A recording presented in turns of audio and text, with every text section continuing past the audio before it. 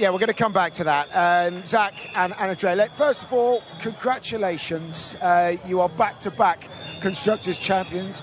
There's that heady mix of a little bit of, not you guys, but a bit of sweat and champagne. It's going to be a good night. We understand that. How are you feeling right now, Zach? I feel great. That was a difficult race. It was good to see we had really good race pace.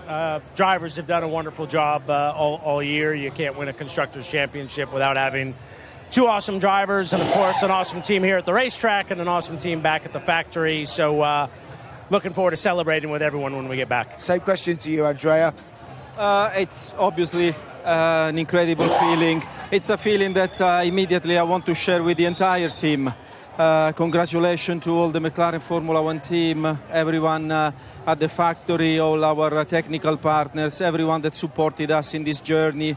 Already last year, achieving the World Championship seemed almost incredible, and confirming this for the second year in a row, it's, maybe I should say unbelievable, but it's happening and it's a fantastic feeling. And coming back to the race today, third and fourth, are you happy with that, relatively speaking, from where you were earlier in the weekend? For the race itself? Yeah. Well, I think like Zach said, it was important for us today to confirm that the race pace is there. We knew somehow, and we got confirmation that tracks like Canada, Baku, here in Singapore don't necessarily suit our car. Yesterday we got confirmation. We were a little bit worried about the race pace, but it was good today. So we look forward to the final 1/4 of the championship. My question's for both of you, because obviously we worked together back in 2016, and to think how far you guys have come. Yeah. How does it feel to be part of the whole process of coming from where you guys were to being, you know, the double world champions, back-to-back world champions? I mean, it must be so emotional knowing that you've been a big part of that and you've seen the whole change all the way through. Well, the main thing I would say, Jensen, and we made a comment before, where we were 10 years ago. I remember the first qualifying in Australia 2015, when I started at McLaren, we were more than 5 seconds behind pole position, and now we 2 times world champions. I thought you said that was the drivers, though. Probably was. No, for me, the only comment is we enjoyed the journey in a way. You know, like we obviously are very happy in the moment of achievement, but it's been an enjoyable journey, even where we were behind, even when we were just building. This is what we say internally: keep building, enjoy the process. However, guys, this is motor racing, and inevitably, you know, I'm going to ask this question. We were just having a look at it at the Sky Pad there. The move that Lando put on Oscar, we know the steward said it was okay, and you guys then had a little review of it, whatever systems or processes you've got in place for that one.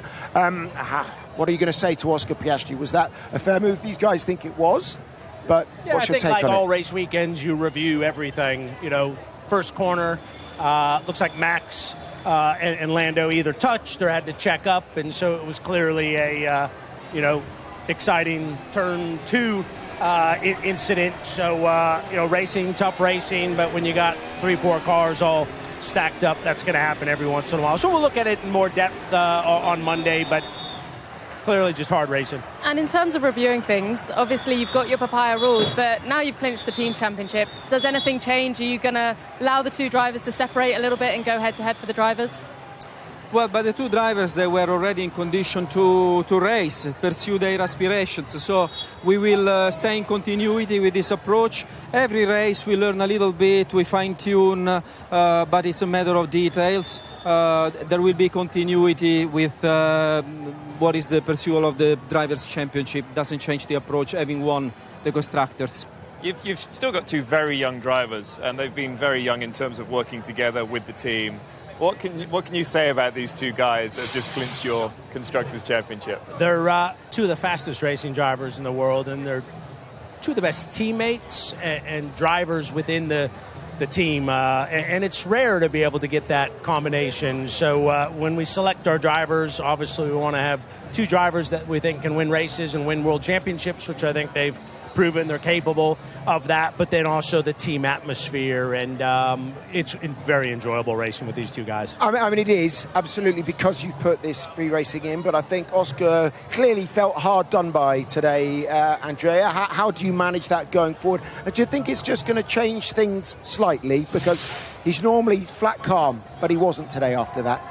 Well, first of all, we have to put everything in perspective. It's comments from a driver in a Formula One car. You know, there's the heat of the moment.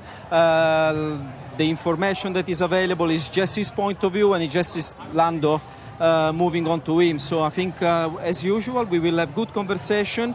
We will build from there and come up stronger. This has been the whole process, as we said before, on building together a strong team of which the drivers are a great foundational part. Where's the party?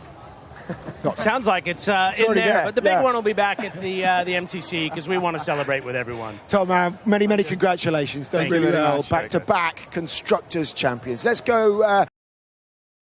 Yeah, very well done to the McLaren, to the Stella, and to the Zach back-to-back to be constructor champion in the Formula One. It's not an easy job, but they made it easy. As the reporters said, like before 10 years where they were and where are they today. I think they had a very long journey, but with this driver too, I think a couple of years they are going to be dominant team as it looks like at the Formula One. Yes, of course, next year the regulation changes are playing, but at the end of the day, they are just dominating the Formula One until the night. Right now, they didn't told us too much about that accident, but I think they are also aware of what Lando do, and that Oscar Piastri get a little bit angry with that position, but they definitely will solve this problem at Austin. They will I think they will start one more time to dominate and to finish last 6 races. But of course, for us, for the Formula One viewers, it will be very interesting moments to watch the fights between Oscar and Lando Norris, because I think there is, for the both of the drivers, I think there is no more papaya rules coming up, because you can just take control your drivers to not to be aggressive, because the gap is little bit low. 2 of them wants to win drivers championship, but let's say, as I'm saying always, like a couple of races after the break, it's my favorite, Oscar Piastri, and I strongly believe that Oscar is going to win this constructor championship. But in which way he's going to win, we will see after 2 weeks at the Austin. But I think we are not going to see Piastri calm like this. I strongly believe that we are going to see a much more aggressive Oscar Piastri. Well, Laurent, it wasn't the win. Before we talk about Max's race, McLaren have won the constructors, but you had the beating of them today. Well, at first a big well done to them. We know what it takes to win the championships, and they had to fight for it, and a big well done needs to go to them today. It's their day. As far as we are concerned, we were quick enough to be to stay in contact with George and to hold the McLaren behind, but we tried everything we could with the start and soft to try to get that first position back, and then after I think there was very little possibility to do more. It's good to be second today. To be today is still a big testimony of how much progress has been done, and on a track like here, it gives us confidence that on most tracks we should be able to fight more than what we have been able to do. And just help us understand. We didn't understand exactly what Max's issues were.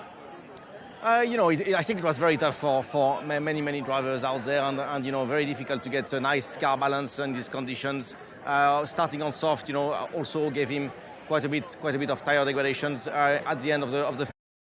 It was a risk. It was a risk to try to be more aggressive and to attack George, and then obviously we pitted very early. He pushed really hard, closed the gap on the hard, but at some stage probably had to deal with less fresh tires and opposition. So I think it's a combination of things, a lot of small things, but I'm sure that there is stuff that we will learn also from this race, and hopefully make small steps. Thank you very much. Yeah, it was, as you said, was a good to finish at the second position in here, but at the end of the day, they're losing their hopes for the winning the drivers' championship with Max Verstappen. But as I said on the Max Verstappen's video, it's a little bit, let's say, impossible, but never say never at the Formula One. But Laurent is doing a very good job, but he has one more job to find the good second driver for his team. But because I think with Yuki, this work is not going to go to the end very well. Well, he's not bad, is he, George? He had that one completely under control. Yeah, that was amazing from the get-go. It was amazing the pace he had, the pace the car had. I mean, it was really the winning formula today. And I suppose the big story of the day is that a Mercedes-powered car has won the Constructors' Championship. While it's annoying for you, because if anybody other than the Constructors' Championship, I imagine you feel pain. Do you feel a little bit of congratulations? You know, if it's not us that can win the championship, obviously a McLaren powered by a Mercedes engine is something that is something good. We know at least that maybe if the shortcomings where they were for sure not on the engine side. So yeah, a McLaren Mercedes is constructor world champion. That's good. Okay, well done. Congratulations. Thanks. Yeah, it's a good thing that at least you know that is not your problem on the engine. You know that your problem is at the aerodynamic of a car. But in the end of the day, McLarens are really happy for this constructor championship win. And of course, Toto is happy today because his engine won the constructor, and of course his driver won this race. And of course his second driver finished at the 5th position. They maximized points for today. Of course, I think Toto is like happiest man in the world. Don't forget to like the video, to comment it, and to subscribe to the channel.